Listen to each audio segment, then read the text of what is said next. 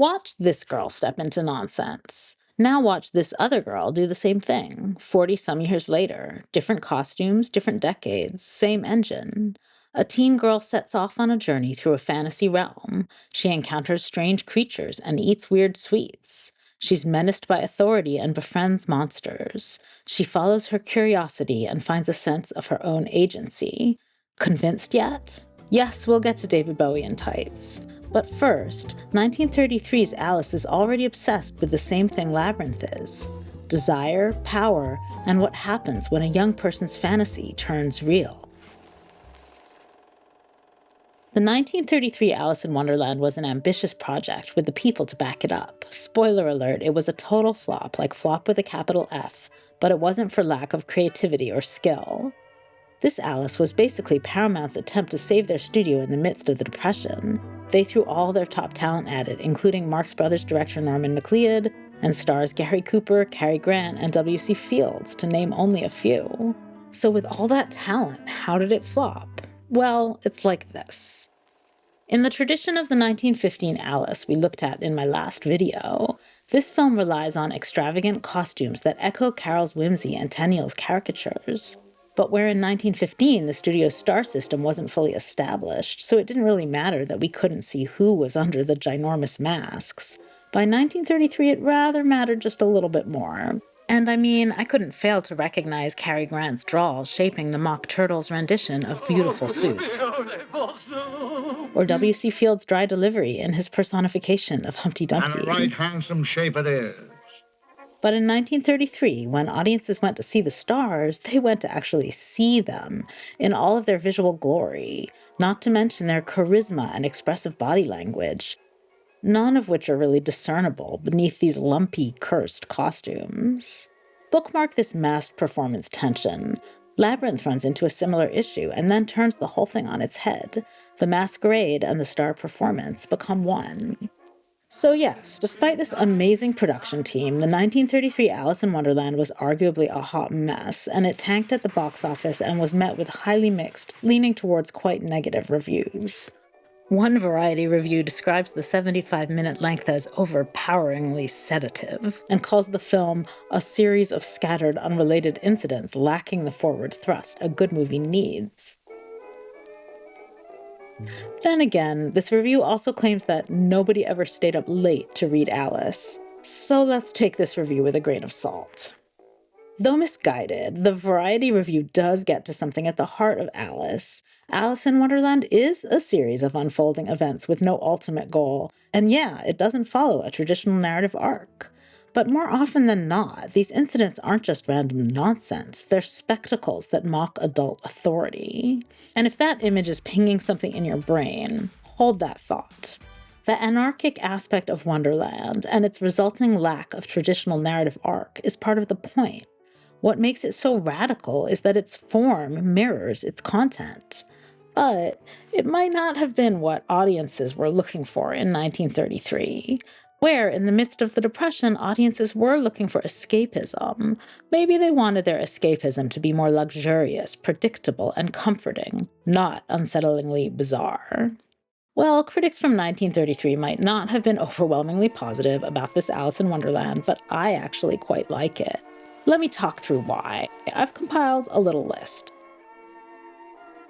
Something that really strikes me about this film is how it weighs and values Alice's will, desire, and imagination. It's clear from the very opening, where the 1903 version shoves you and Alice right down the rabbit hole, and the 1915 version suggests that Wonderland is an embodiment of Alice's subconscious mind. The 1933 version asserts that Wonderland is Alice's imaginative will.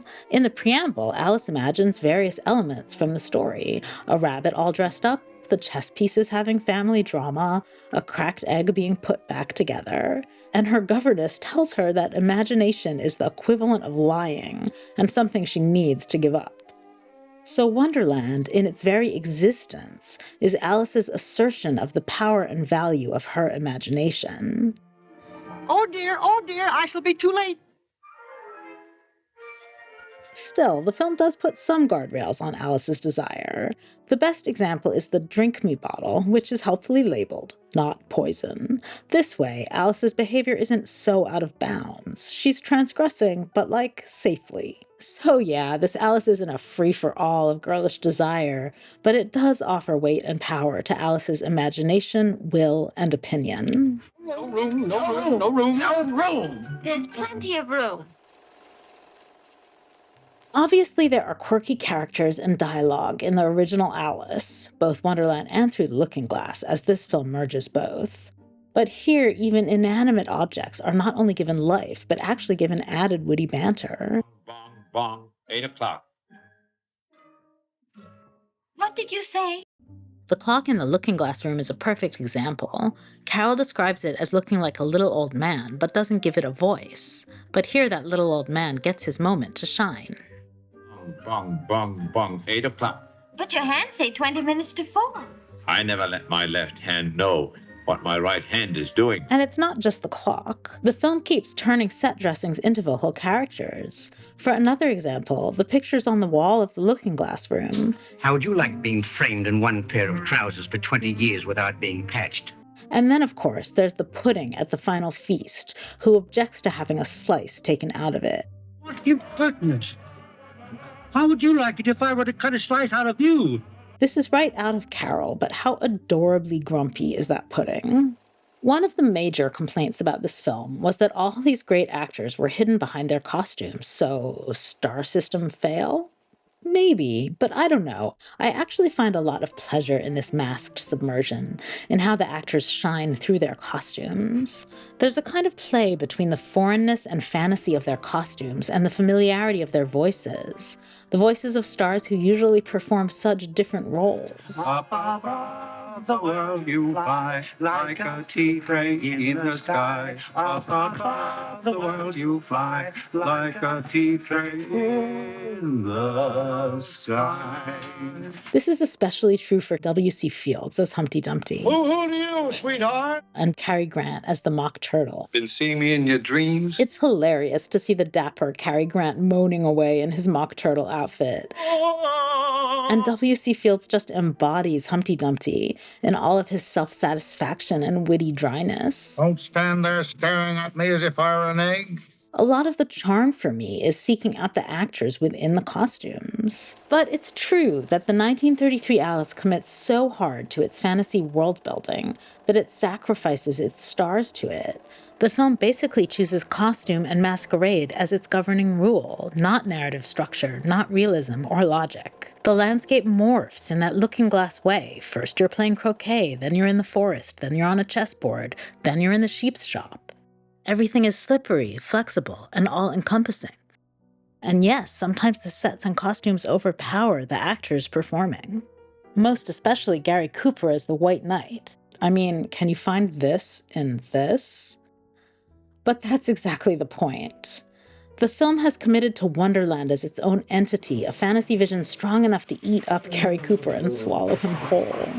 What's more, the deeper we go, the more chaotic this seemingly inescapable Wonderland becomes. Less interested in social rules, less interested in narrative rules, more willing to cascade from spectacle to spectacle. The Masquerade makes that possible, creating a total environment where desire and imagination can overflow the frame. I'm a queen. I'm a queen. Where authority can be mocked, and where a definite progress is no longer the goal. Despite this all-encompassing fantasy, punctuated by these possibly unrecognizable star turns, Alice remains our center, our guide. Her will, her sense of rightness, her insistence, her determination, that's what guides us through. We don't need a narrative arc. We have Alice. My name is Alice, so please your majesty. Off with her head! Off with her head! Nonsense. She encounters obstacles throughout, sometimes making friends, sometimes ruffling feathers. And though she travels with some of them along the way, in the end she experiences her journey on her own. This isn't a collective experience, it's Alice's experience, and we're tethered to her perspective. So we've seen Alice and her encounters with the topsy-turviness of Wonderland evolve, from 1903's stubborn Alice telling everyone what's what, to 1915's Alice befriending strange characters, to our 1933 Alice willing the strange characters into being via her imagination and desire. And I think it's this 1933 emphasis on willful imagination, desire, and ultimately power that seeded my associational jump to Labyrinth. So let's go there. If the 1933 Alice opens with a prologue showing Alice's imagination being shut down by the adult world, only to come to life in Wonderland, we have an even more heightened version of that in Labyrinth. The film opens as if we're in a fantasy world, only for the fantasy to be interrupted by pouring rain, and as she rushes home, we see the reveal of the jeans she's wearing under the dress. Then we see her struggling with the adults in her life, her disconnected father, her judgmental stepmother, and rejecting her introduction into the systems of adult life, i.e. caring for her little brother, Toby. I hate you! I hate you! So, rejecting these looming adult responsibilities, she willfully summons fantasy and desire into her life. And it comes in the form of lumpy monster puppets and David Bowie in tights. The film endows Sarah's wish with the power of activation. I wish the goblins would come and take you away.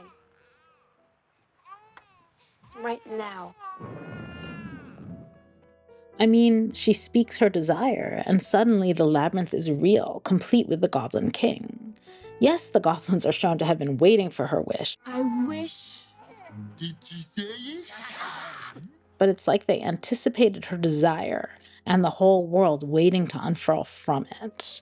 And then, like Alice, Sarah moves through the chaotic and nonsensical fantasy world, born of her willfulness, with willfulness. She insists that she's going to get to the center of the Goblin City and save her brother, no matter what Jareth or anyone else says. She perseveres in the face of every obstacle. So yes, Labyrinth takes the 1933 Alice premise, the power of a young girl's fantasy in the face of social restrictions, and reinvents it as a 1980s teen fantasy about desire, agency, and consequence. Since Labyrinth is a Jim Henson film, the maze is alive at every corner. We've got human-like monsters like Ludo and Hoggle who become Sarah's ardent supporters. But we've also got worms and doorknobs just waiting to get their say. I said hello. It's very rude to stare. Even the walls and floors seem to be actively trying to mess with her. And wit, well, there's plenty of that. Wordplay worthy of Carol and the Marx Brothers' anarchic patter. It's so stimulating being your head. No surprise, the script was written by their spiritual inheritor, the late great Terry Jones of Monty Python fame. Labyrinth is thus full of circular nonsense and stinging commentary that reveals fussy, empty authority. Beware, Fuzzer. Forget it. Oh, please. I haven't said it for such a long time. Like the 1933 Alice, Sarah walks into a world where wit is a form of power play and authority deflates with the poke of a verbal pin. Wordplay in Labyrinth is not just playful decoration, it's a core part of the maze's infrastructure. And it's also what gives Sarah the wherewithal to make her way through.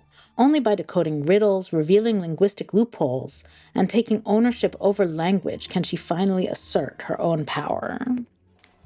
Now, as far as star system fail goes, okay, there's no way this was a fail. Unparalleled star system success. Changed my life forever. Jennifer Connelly as Sarah shines as our core. She channels Sarah's stubbornness mixed with empathy, her conflict over gendered responsibility, her determination to prove the power of her fantasy world, and her final determination not to let it rule her. You have no power over me. Her delivery of that line, when she's just realizing it's been true all along, is just exquisite. And then, of course, there's David Bowie as Jareth. This star vehicle introduced a 10-year-old me to David Bowie, and I've never looked back. He's the spectacle, he's the attraction, and he, in true David Bowie form, pushes at all of the boundaries, until at the end, Sarah rejects his power too. But regardless, Jareth is the anarchy, the chaos of Wonderland personified. Beyond that, I'd say the third star in this film is Jim Henson. His magic, his brand, runs through worm, goblin, and stone formation alike. In the 1933 Alice, the costumes hide the stars from our view, but in Labyrinth, the costumes are a key part of the attraction. There is no hoggle behind the puppet, and Jareth's aura is equal parts David Bowie and the spectacular ruffles, sequins, and hairspray that adorn him. That is to say, the costumes in Labyrinth produce the star text. Where in 1933 Alice we have this tension between the stars and the extravagant costuming, in Labyrinth the star spectacle, costumes and all, fuel the fantastic world building and vice versa. If David Bowie as Jareth collapses the divide between fantasy and real-world star spectacle, it's no surprise that this collapse reverberates throughout the film itself. In Labyrinth, the line between reality and the fantastic is blurred from the start. Fantasy reaches into all corners. Sarah's wish for something more reveals the fantasy world already waiting for her within her own bedroom. What's more, Jareth interrupts Sarah's suburban life because of her desire for a world beyond her mundane, everyday responsibilities. When Sarah speaks her lines, requesting the Goblin King take away her brother, she dissolves any boundary between reality and fantasy. The bedroom becomes a doorway, and what was imagined becomes a space that she can, and has to, physically move through. And what she finds on the other side isn't just spectacle, it's a manifestation of her desires. Friendship that feels like belonging, possibilities beyond her small suburban world, and, of course, the lure of romance and even sexuality. We see this in all of her interactions with Jareth, but it's most evident in the Masquerade scene, the dream within the dream. Like Alice drinking the potion labeled not poison, Sarah eats the peach expecting sustenance and simple pleasure. But instead, the fruit draws her deep into the metaphorical heart of the labyrinth. There, she's confronted with a chaotic, well, frankly, phallic masquerade, and with it, Jareth's forbidden romantic pull. Yes, she rejects it all, much like Alice rejects the chaos of the banquet in the 1933 version. The masquerade may be a manifestation of her forbidden desires, but Sarah didn't ask to be trapped in it, and she does what she has to get out of it. But importantly, Labyrinth refuses to slam the door to the possibilities of Sarah's desire. It suggests that the fantasy will never fully close because it isn't just escapism, it's part of Sarah's imaginative life, and it isn't going anywhere. I don't know why, but every now and again in my life, for no reason at all, I need you. All of you. You do? Well, why didn't you say so?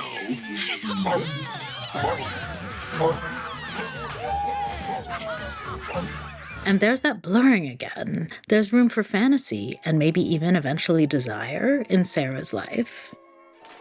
Which leads us to our final point. Like Alice, Sarah is the core, and the fantasy world emanates from her. Yes, there's a bit more narrative arc to Labyrinth than for the 1933 Alice.